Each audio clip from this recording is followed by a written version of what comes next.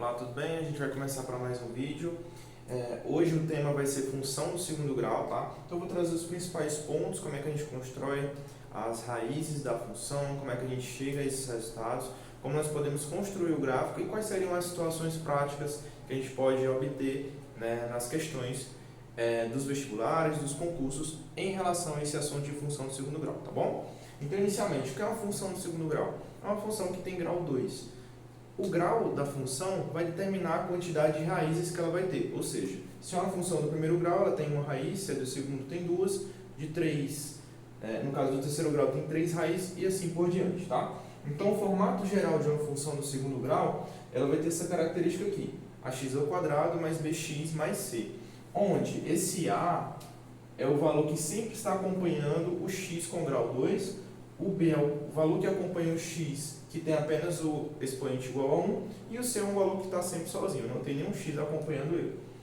Um fator importante, assim que você observa a função inicial, é que esse a aqui, se ele for positivo ou negativo, ele vai determinar a relação que nós temos aqui sobre a parábola, que é o formato que a gente tem do gráfico de uma função do segundo grau. Ou seja, se o a é maior que zero, a parábola vai ser voltada para cima. Se o a é menor que zero, a parábola vai ser voltada para baixo, certo? Em relação ao delta, que a gente vai observar aqui na equação, para encontrar as raízes da função, né, que é a equação de Bhaskara, que é menos b mais ou menos raiz de delta sobre 2a. Esse mais ou menos aqui significa que nós vamos fazer o cálculo com o mais e depois com o menos, certo? Justamente por ter duas raízes, tá? Quando esse delta aqui dentro da raiz ele é positivo, isso nos implica dizer que ele vai ter duas raízes. Agora, se ele é igual a zero, teremos apenas uma raiz, e se o delta é menor que zero, nós não temos nenhuma raiz real. Por quê? Porque a gente não tem raiz quadrada de um número negativo. Então, se o delta deu menor que zero, você já para aí, não precisa encontrar as raízes de uma função, porque a gente está procurando raízes reais. Como o delta é negativo, não tem raiz real, tá bom? Próximo passo. Nós temos o vértice, que é um ponto de interseção, que ele vai ser o máximo ou o mínimo de uma função. O que isso quer dizer? Ele pode ter os dois, máximo e mínimo? Não. Ele só pode ter máximo ou mínimo. Por exemplo, a gente vai fazer esse exemplo aqui, essa questão, para a gente poder calcular quais são as raízes e qual é o máximo ou o mínimo dessa função. Esse é um fator muito importante porque várias questões, às vezes eles dão só o gráfico e perguntam qual é o máximo da função, ou por exemplo, utilizando aí uma prática com o exercício de física, né, que a gente pode pensar em um lançamento de um projétil, e esse lançamento de um projétil para a gente calcular qual é a distância que esse projétil pode atingir, qual é a altura máxima que esse projétil pode atingir. Então, a partir da construção aqui do máximo ou do mínimo da função, a gente consegue saber esses valores, tá bom? Então, vamos lá. Utilizando esse exemplo aqui. 2x² menos 3x mais 1. Primeira coisa é saber identificar quem é A, B e C, como eu falei anteriormente. Ou seja, esse 2 aqui vai ser o A, o menos 3 vai ser o B e o C vai ser o 1, que é o valor que está sozinho. Então, a gente primeiramente encontra o delta. Então, o delta é B² menos 4 vezes A vezes C. Essa é a equação para você encontrar inicialmente o delta. Então, quem é o B? O B é o menos 3, então lembra de elevar ao quadrado aqui o 3 e o menos, tá? Então, 4 vezes A, que é 2, vezes C, que é 1. E aí a gente faz a continha aqui. Menos 3 ao quadrado é 9. 4 vezes 2 vezes 1, 8. Então, nosso delta, 9 menos 8, igual a 1. Ou seja, significa que se o delta aqui ele é maior que zero, então o que ele quer dizer? Que ele vai ter duas raízes. Então, a gente vai encontrar quais são essas duas raízes. Vamos lá. Utilizando a equação aqui de Bhaskara. Então, fica menos b, lembra que o b já é negativo, então menos com menos vai dar mais, né? Mais ou menos raiz de delta, ou seja, raiz de 1, que é o próprio 1, sobre 2 vezes a, lembrando que o a é 2. Então, o x1 vai ser menos com menos mais, então mais 3 mais 1, 4, 4 por 4, 1.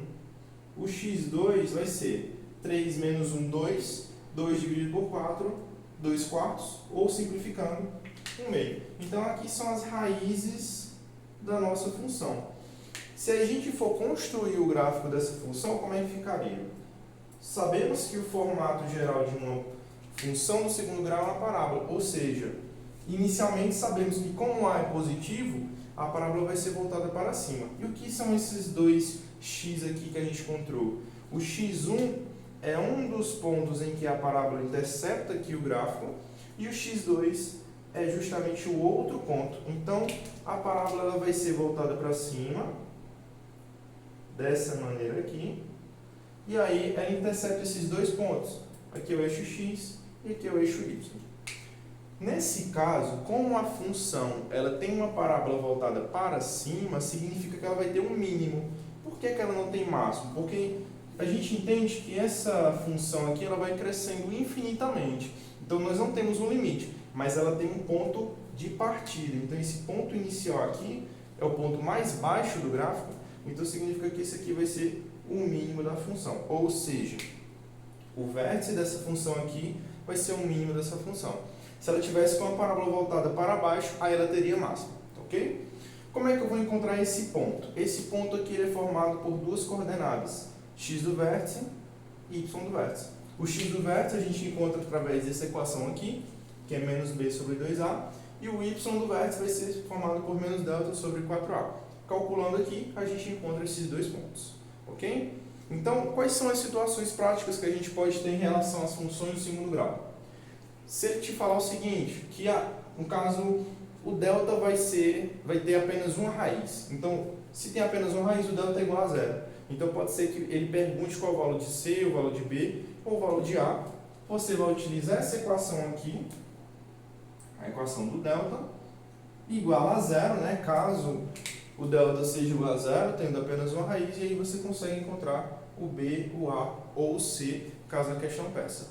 Se ele quiser fazer essa comparação, né, em um lançamento de um projétil, um lançamento de algum objeto que você fez, e aí você quer descobrir qual a altura máxima que ele atingiu, certo? Então você consegue encontrar a partir do vértice. Lembrando, sempre quando fala altura máxima, ele está associado a esse ponto aqui, a esse eixo aqui que nós temos, só corrigindo aqui, né? Aqui é x do vértice e aqui é y do vértice, tá?